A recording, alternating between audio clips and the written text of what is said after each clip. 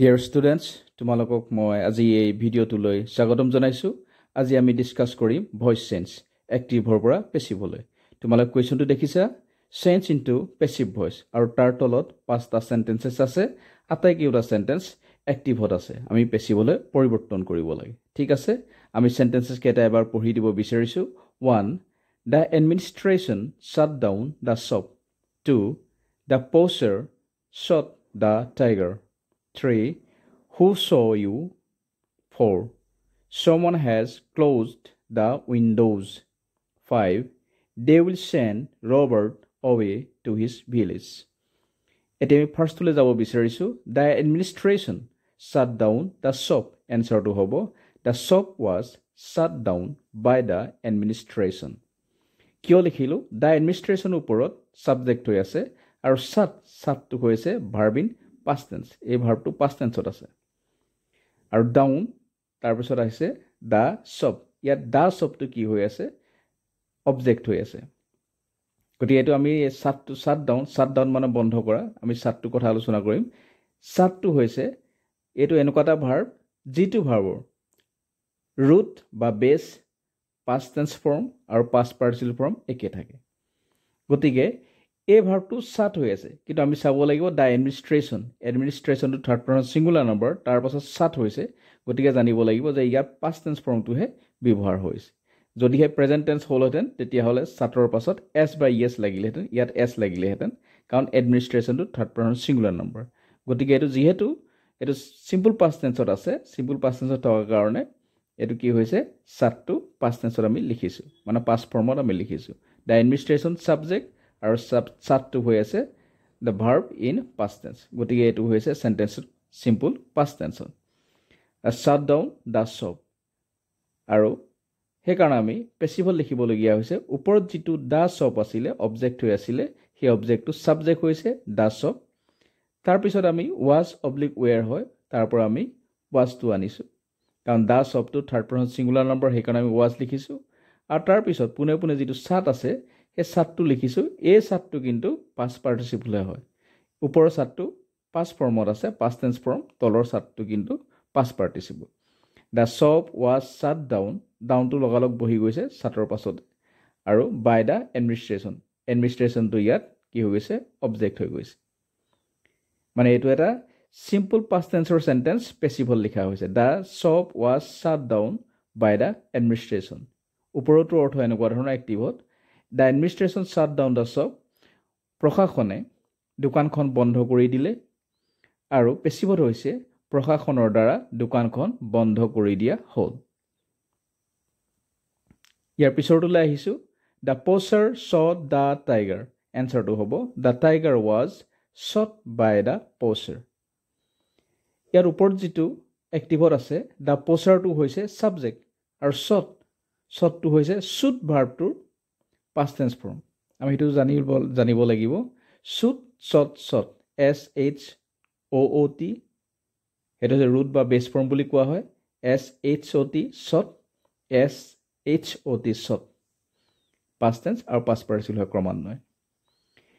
ঠিক আছে, the poacher shot মানে পোচাৰ ছাবজেক্ট, শ্বট মানে ভাৰ্ব ইন পাষ্ট টেন্স হৈ আছে, আৰু গতিকে চেণ্টেন্সটো চিম্পল পাষ্ট টেন্সত আছে, আৰু দ্য টাইগাৰটো অবজেক্ট হৈ আছে।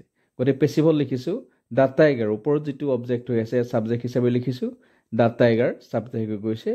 তাৰপিছত আমি ৱাজ লিখিছোঁ, মানে চিম্পল পাষ্ট টেন্সত পেছিভত subject plus was oblique were plus verb in past participle লিখা হয়। গতিকে আমি দ্য টাইগাৰটো ছাবজেক্ট হিচাপে লিখাৰ পিছত ৱাজটো লিখিছোঁ, আৰু তাৰপিছত যিটো ভাৰ্ব সেই শ্বুট ভাৰ্বটো পাষ্ট পাৰ্টিচিপল হৈছে শ্বট লিখিছোঁ।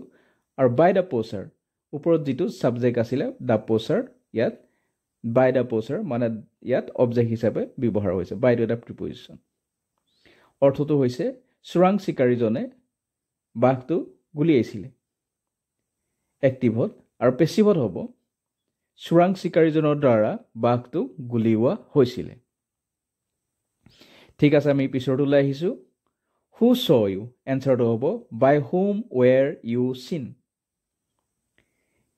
ইয়াত আমি ওপৰত কি দেখিছোঁ? হু চ ইউ। হুটো হৈছে এটা WH কুৱেশ্যন ৱৰ্ড, আৰু ইয়াত এইটো ছাবজেক্ট হিচাপে আছে, আৰু হুটো হৈছে সাবজেক্টিভ ফৰ্মত হু লিখা হয় আৰু অবজেক্টিভ ফৰ্মত হুম লিখা হয় WHOM হুম লিখা হয় আৰু সটো হৈছে সি ভাৰ্বটো পাষ্ট টেন্সত আছে আৰু ইউটো হৈছে অবজেক্ট গতিকে হুটো সাবজেক্ট সটো হৈছে ভাৰ্ব ইন পাষ্ট টেন্স ইউটো হৈছে অবজেক্ট হৈ আছে আৰু যেহেতু WH যেটো আছে WHO যেটো ওয়াৰ্ড আছে বা WH আমি কোয়েশ্চন ওয়াৰ্ড বুলি ক'ব পাৰো হেতু ইয়াত সাবজেক্ট হৈ আছে সাবজেক্ট হৈছে কাৰণে হেতু আমি পেসিভত অবজেক্ট হিচাপে লিখিম কিন্তু তাতে এটা কথা মন কৰিব লাগিব যেহেতু এটা WH কোয়েশ্চন ওয়াৰ্ড আমি জানো যে এটা WH কোয়েশ্চন ওয়াৰ্ডটোৰে আৰম্ভ হয় মানে WH কোয়েশ্চন ওয়াৰ্ডটো আগত থাকে আৰু সেই কাৰণে পেসিভত লিখিবলগীয়া হৈছে বাই হোম মানে হোমটো আগত লিখিবলগীয়া হৈছে যদিও ই অবজেক্ট হিচাপে ব্যৱহাৰ হৈছে হোমটো কিন্তু আমি আগত লিখিবলগীয়া হৈছে কাৰণ এটা WH কোয়েশ্চন ওয়াৰ্ড আৰু এটা WH কোয়েশ্চন গোটেই সেন্টেন্সটো হৈছে এটা WH কোয়েশ্চন গতিকে আমি লিখিছো বাই হোম WHOM মানে হুটো অবজেক্টিভ ফৰ্ম লিখা হৈছে বাই হোম তাৰপিছত লিখিছো ওয়েৰ ইউ মানে ইউ ওয়েৰ সিন যেহেতু এটো সিম্পল পাষ্ট টেন্সত আছে মানে ইউটো ইয়াত সাবজেক্ট হৈ আছে ইউ ওয়েৰ সিন হ'ব কিন্তু যেহেতু এটা কুৱেশ্যন বা ইন্টাৰগেটিভ সেন্টেন্স গতিকে ইউটো যেটো সাবজেক্ট হৈ আছে সাবজেক্টৰ আগলে যেটো ওয়েৰ সিনটো আছে ওয়েৰটো first part of the verb হিচাপে ওয়েৰটো গুছি আহিব ওলাই আহিব গতিকে by whom were you seen মানে ইউ ওয়েৰ সিন তাৰ পৰা ইউটোৰ পিছৰ পৰা ওয়েৰটো আগলে গুছি আহিছে by whom were you seen ওপৰটো অৰ্থ হৈছে হু ছ ইউ তোমাক কোনে দেখিছিলে আৰু পেসিভত হৈছে তোমাক কাৰ দ্বাৰা দেখা হৈছিলে ঠিক আছে আমি ইয়াৰ পিছৰটোলৈ আহিছো someone has closed the windows তাৰ এনসাৰটো হ'ব the windows have been closed by someone to আমি নিলিখো আমি কিয় লিখিলো someone to subject হৈ আছে যদিও তাৰ ইম্পৰ্টেন্স টো খুবেই কম গতিকে সেই কাৰণে আমি পেসিভত অবজেক্ট হিচাপে তাক আৰু ৰিপিট কৰা নাই someone has closed someone to subject হৈ আছে has to আহিছে has oblique have তাৰ পৰা has আহিছে আৰু close যেটো হৈছে close to হৈছে closer past participle the windows to object হৈ আছে গতিকে ইয়াত পেসিভত the windows to subject হৈ গৈছে আৰু তাৰ পিছত আমি কি লিখিছো have লিখিছো কাৰণ ওপৰৰ যেটো সেন্টেন্স আছে হেতু প্ৰেজেন্ট পাৰফেক্ট টেন্সৰ এটা সেন্টেন্স হয় মানে সেন্টেন্সটো প্ৰেজেন্ট পাৰফেক্ট টেন্সত আছে সেই কাৰণে লিখিছো তলত পেসিভত লিখিছো the windows have been মানে windows to subject হৈ আছে আৰু তাৰ পিছত আমি have লিখিছো ইয়াত has oblique have তাৰ পৰা have কিয় লিখিছো windows to হৈছে থাৰ্ড পাৰসন প্লুৰাল নাম্বাৰ গতিকে আমি have লিখিছো আৰু as per structure তাৰ পিছত আমি been লিখো সেইকাৰণে been লিখিছো আৰু closed ইয়াত যেটো closed লিখিছো হেতু হৈছে ক্লোজ ভাৰ্বটো পাষ্ট পাৰ্টিসিপল হয় ওপৰটো পাষ্ট পাৰ্টিসিপল ইউজ কৰা হৈছে যেহেতু ওপৰৰ সেন্টেন্সটো প্ৰেজেন্ট পাৰফেক্ট টেন্সত আছে আৰু তলৰটো প্ৰেজেন্ট পাৰফেক্ট টেন্সত আছে তাৰ উপৰিও এটা পেসিভত আছে পেসিভত সকলোবিলাক ভাৰ্ব পাষ্ট পাৰ্টিসিপলত লিখা হয় সেইকাৰণে আমি লিখিছো the windows have been closed এটা তোমালোকে বুজিছা ওপৰৰ যেটো সেন্টেন্স আছে এক্টিভৰ তাৰ অৰ্থটো হৈছে কোনোবাই খিৰিকীবোৰ বা খিৰিকীবিলাক বন্ধ কৰি দিছে আৰু তলত হৈছে খিৰিকীবিলাক বন্ধ কৰি দিয়া হৈছে কাৰোবাৰ দ্বাৰা কাৰেটো উল্লেখ কৰা নাই